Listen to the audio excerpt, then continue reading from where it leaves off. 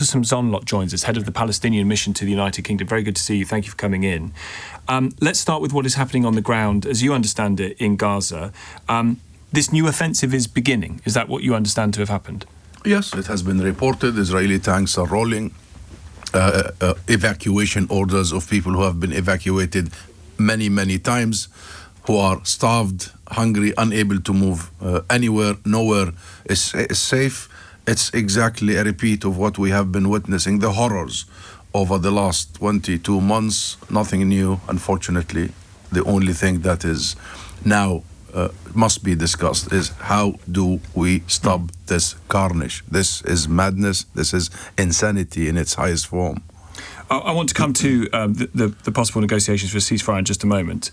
But one of the other reports that happened in the last day or so is the Hamas-run health ministry say 79 Gazans were killed by Israeli forces whilst waiting for aid. Again, what do you understand to have happened there? We saw the body bags. We saw the shooting. It was documented. And why do you have to say the Hamas-run health ministry, Tom? Because it's true. No, Gaza is run by us. Gaza is run by the international community. There is United Nations all over Gaza. Hamas were elected to run Gaza. There is every single institution you can imagine legitimate that are counting. We don't want to shed or to doubt the numbers in this conversation. Numbers are horrific. And by the way, the numbers that come officially is at 58,000 innocent people who have been killed.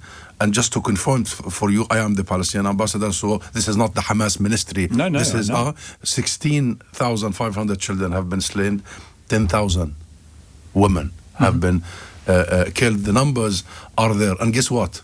These numbers are so underestimated because we still don't know how many people have been killed and still under the rubble for 22 months. The biggest issue for the innocent people in Gaza now is their inability to bury their own children and the dead ones. And by the way, we also don't know how many people who have died because of other causes, i.e. they couldn't have their kidney dialysis. Absolutely. All that. Diseases. Yep. You're talking about tens of thousands. So let's not say about Hamas-run health ministry. There is mass murder, mass destruction, mass starvation happening in Gaza, very well documented. Israel has said since the start of this that it wants the hostages back, and it believes that 20 of the remaining 50 hostages are in this area that they are now rolling the tanks into. Those hostages need to be returned, don't they, as part of a ceasefire agreement, as part of a way of getting this stopped? Yes, and hostages were being exchanged. Yes. They returned, most of them, by the way. Most of the hostages have been... that has been the most successful way that Israel has had those hostages returned, is through that ceasefire. But Israel is not interested in that. And the formula has been offered by the mediators all along, and Israel breached already 3 previous ceasefire agreements. So the question is, how do you enforce a ceasefire, rather than how do you call for a ceasefire or present another formula for a ceasefire? And having hostages still in Gaza justifies this complete blockade. I don't think Netanyahu is interested in the hostages. Tom, he's not interested in the hostages. They would have been home long ago if he was. He's interested. But it's on Hamas to release hostages too, isn't it? Yes. But there was. So what pressure can be applied to them to do that? What more pressure needs to be applied to them? There was, and there's still on the table a ceasefire agreement that would have seen all hostages to be released. But guess what, Tom? Including our hostages. Israel hold more than 11,000 Palestinians, many of them thousands, 3,600 of those held in Israeli prisons are held without charge, without trial. 360 of them are children. So, of course, there has to be exchange of hostages.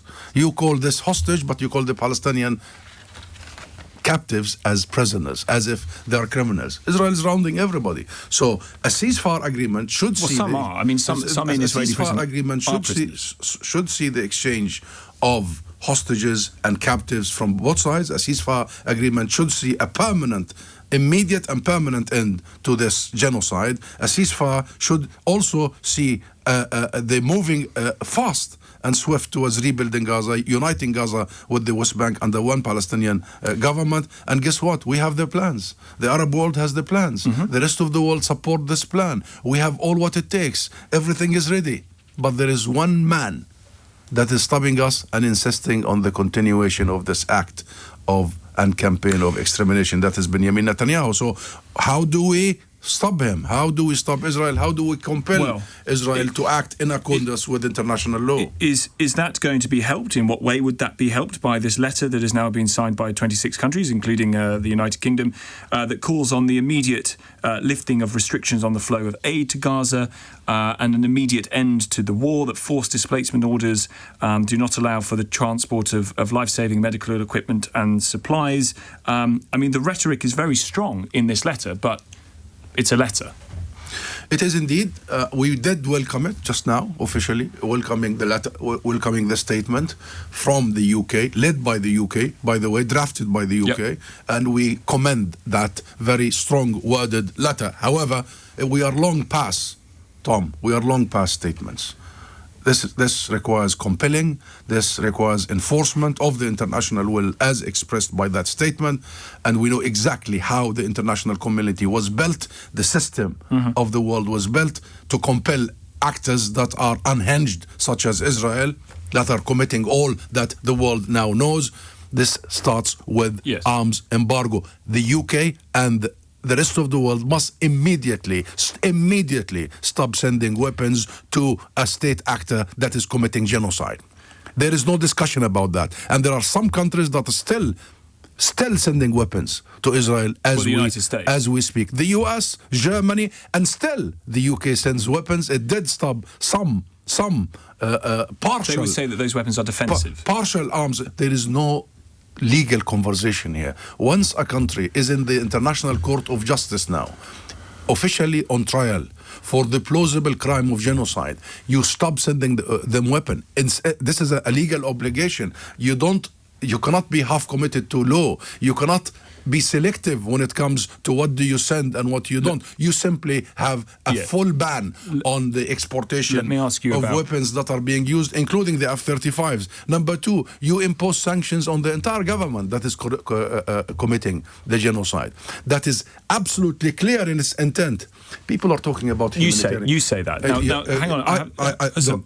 You say that you use the term genocide. Lots of people use the term genocide. I asked one of the UK's most eminent Supreme Court justices last week about that term genocide. He said that there is massive evidence to show that Israel has committed war crimes in the process of this, but he stopped at calling it a genocide because he said the intent was hard to prove. So I'm making that point there as a point of fact. Do you think our people from Gaza, the Palestinians from Gaza, including myself, I was born in Gaza, do you think they lack money? They have money, by the way. What Israel has been doing for a long period is a blockade of anything to get into Gaza. So this is not about humanitarian. Israel occupies Gaza. So you impose a full blockade on baby's milk formula, on food, on water, on what exactly you know. Then you go and you completely destroy all the agricultural land, all the livestock, and then go back only yesterday. If any Palestinian dares to go and fish, because Gaza is on the Mediterranean, very rich in fish industry, if anybody goes and is killed or arrested, yesterday they arrested three. Why are they doing all that? Why are they? And then when you approach these so-called humanitarian centers, which are death traps by Israel, you are shot and killed, as the number you've just quoted, 79. Why are they doing that if this is not genocide? This is part of the legal case for intent. Okay, so please do not get too much focus on terminology. We must agree that there is a campaign of erasure. There is absolutely a campaign of erasure, a campaign of extermination and annihilation. Allow me to speak. Huh? You're going to have to allow me to speak. I am allowing you to speak, but you're challenging a word as opposed to when I just was driving here and I was seeing people literally fainting, Tom, fainting. Girls, babies, children fainting because there is no food. I'm not here to argue with you that it is not absolutely we're discussing appalling. Is Israel committing these crimes or not now, after all this? We're not discussing whether necessarily they are committing crimes, but that there is a legal definition for genocide, and I completely accept your point that what is happening in there is absolutely awful and the images would move anybody. But it is a legal term defined by intent. So that will be one, I suspect, for the ICJ and the ICC to look at. Can I ask you about a bit of legislation here? Was it wrong to prescribe Palestine action? Well, this country has set of laws, and it is very renowned. It's renowned for its legal system. It is renowned for its judicial system. It's renowned for its police and the way that police protect people's right to protest. And I must commend the British police and the British courts for giving and maintaining the space for the British people to protest. Only this weekend there were tens of thousands of the British people voicing their anger at the genocide that is happening, wanting it to end. Okay? So you don't have an issue with the way they're being policed? So people have been, and all these hundreds of thousands of the great people of Britain, millions over the last 22 years, have been protesting peacefully. I hope that, if any criminal acts are committed, let the police and the courts deal with it. But politicizing the issue is not something. Including support for Palestine action. Overstretching the law is not something that we. Do you think this is overstretching the law? We should do. Ask that for lawyers. But people's right to protest has to be enshrined. And if criminal acts are committed, I'm sure your police and your courts are capable to deal with this. Describing people's attempts at fighting terrorism. Describing people's attempt at trying to stop a genocide as terrorism needs to be thought about very, very, very seriously. Let's hope this situation improves very, very quickly.